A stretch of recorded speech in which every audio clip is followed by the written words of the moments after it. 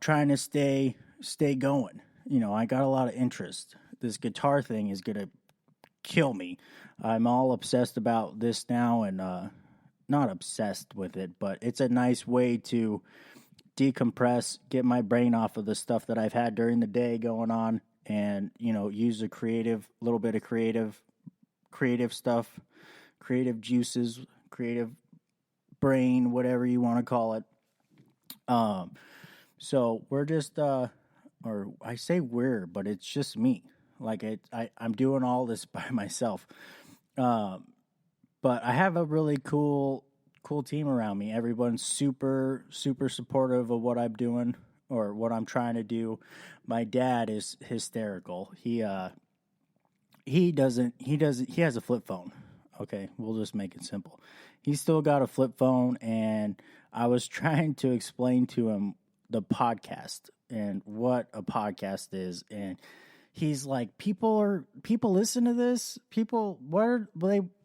He just couldn't comprehend that this was a thing now, and it was entertaining because he had no idea, and I don't really go anywhere now and not see someone with their headphones on.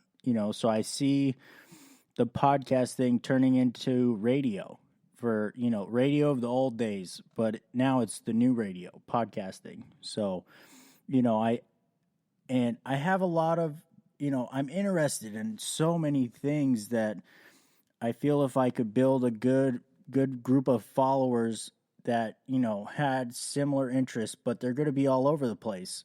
Golf, I really enjoy, I used to ride dirt bikes a lot when I was younger. So Supercross just started for this year. I'm really into that, snowboarding, all this action sports type stuff. But then you have something like golf that's totally on the other side of the spectrum. So it's going to bring a cool dynamic of people into this community, and I'll have a cool little dynamic going on. But now I'm getting into the music thing, and I'm all this stuff that I have rattling around in my brain. That's one thing my job's super good for, is I get a lot of time to be with myself and be in my brain. So I have all this stuff rattling around in there all day, and I'm going to use this platform to bring that to you guys and see how you guys respond, and how it, if anybody else, feels the same way, or, needs a place to talk, and, all that stuff. We're going to try to build up a nice community of people here. But so Supercross started. If anybody watches Supercross, it's incredible. Baseball stadium, build a dirt bike track. They fly around the dirt bike track. So jumps, all that stuff. It's my grandfather got me into Supercross and riding motorcycles when I could barely walk. And he bought me a quad. And I remember the quad has like a leash, and the leash, your mom and dad hold the leash, and they kind of walk beside you or behind you. And if you get kind of squirrely, their leash rips off like a jet ski. So if you take off, we had to rig mine up so they didn't have to use that, because I was just a crazy person. And that's what started it off. After that, when you're a kid, you grow like a weed. And my grandpa worked at a motorcycle shop, and I had a new dirt bike whenever I needed one, pretty much. You outgrow the small ones real fast, and it's just one of those pastimes that's deeply rooted in my blood. And it's every year when that rolls around. I lost my grandpa 2010. I don't exactly remember the exact year, but every time it rolls around, I get that feeling. I remember him. I remember going to the races. I remember riding, all that stuff. It just brings back a bunch of good memories. So it's always a fun time of year for me. And I'm trying to get my girlfriend into it. She's never really watched it, so just trying to introduce her a little bit. I keep having to sip on water here, but you know, uh, Supercross. So if you watch, last year, Ken Roxon absolutely obliterated his arm, broke his arm in all kinds of pieces, and uh, this past weekend on what was it, the 20th? It was his year of that really bad crash, and he showed incredible heart. Um, I'm sure he battled a lot of demons at that race. Last year crashing so bad, sent his whole life in a downward spiral for through surgeries. All that stuff to come back this year and be riding again was just, I was pretty impressed. Um, but I've been a Roxon fan for a while, so that was cool to see. He had a tough time last weekend, but I'm rooting for him, and uh, it's one of those sports that they're right there. It's on the edge. If you've ever played a sport, or at least a sport that involved danger, you're riding a fine line of too much all the time. And, I've been there in different sports. I like riding a road bike, going down hills way too fast for my own good, riding dirt bikes. When there's that level of danger that you're right next to all the time, you kind of have to be a different person. Like you're more tuned in. Your adrenaline's going, but it's almost like everything slows down because you have to concentrate so much, and it it gives you a different feeling. And uh, I don't know why, but golf for me does that. It's not dangerous by any means. Golf's not dangerous, but I think it's that flow state when you get in that flow when you practice at something and you're really good at it, and you can you know, get in that groove and feel it. And uh, I haven't played golf in a long time, but I hit some balls the other day and it instantly came back. That feeling was right there. So, it's good to find that if you work in an office or aren't super super courageous or want to do something scary. You don't have to do, anything crazy. Just get good at something and find that flow state. It could be playing basketball, it could be running. Running does it for me. When you go on a run and you're running and you're running hard and they're always like, "Oh, push it the last little bit." When you start pushing it the last little bit, you get like really euphoric. And I feel like that's what that flow state is. Like it's like an out of body experience where you you're there, but it feels different. You don't feel normal. And it's I could see how people get hooked on that feeling, where they need that daily.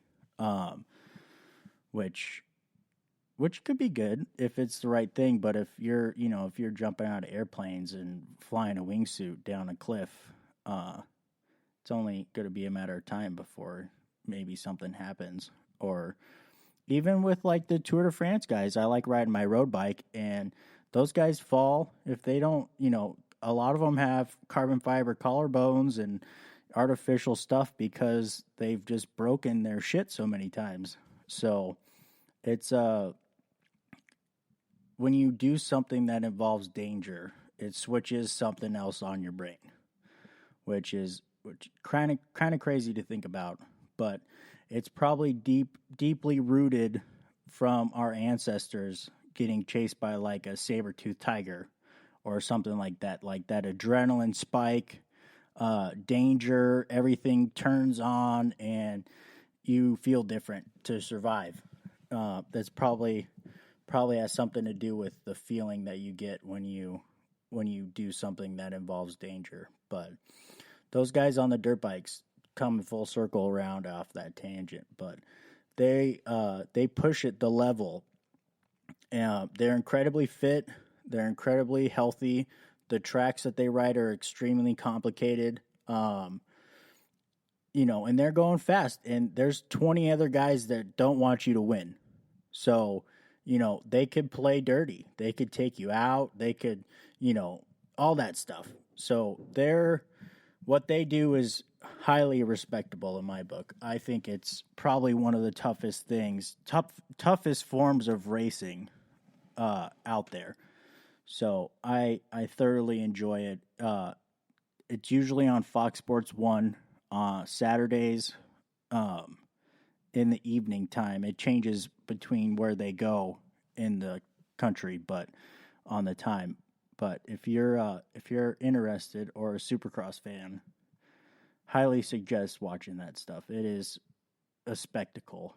But yeah, new year, new me. That's what everyone says, but it's the same me. I'm just trying to improve on the last year's me, if that makes sense. But watching the sun go down, there's a beautiful hawk flying in front of me right now, and it's life is good. I have no complaints right now. It's I feel like when the times are good, you don't see the times are good. But when times are bad, then you're like, man, I want to get back there. So I have no complaints. Trying to start this, trying to get interesting people on this, and I want to have cool conversations with people, and pick the brains of really successful people, and try to build upon this and give the best information possible. As far as I'm not the smartest person, so I want to get people that are smart to come on here and tell you guys what's going on, and how I'm getting interested in the body. I'm reading Kelly Starrett's book, The Supple Leopard, or Becoming a Supple Leopard, trying to work on movement. Just trying to get smarter, get better everywhere. It's hard to put it into like one word, but just try to be better. That's what I think about.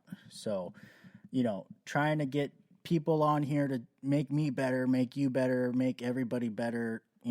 I feel like this is almost like a service. Like, I love watching or listening to Rogan because you never know what he's going to have on his podcast. I mean, he announces it, but he's so, it's so diverse, which is so appealing to me, that you could do something like this and you don't have to be pigeonholed in an area. Granted, he's, the king of podcasts. He's like the biggest it gets, but that's possible. It's shown that that's possible. So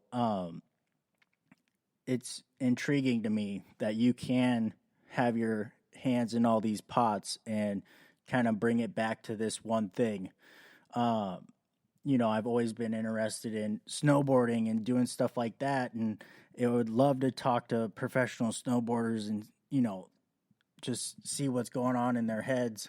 I know the Winter Olympics are coming up, and it's snowboarding's in there now, and what those guys do is, 4 backflips on one jump, or, stuff like that is just, it's incredible.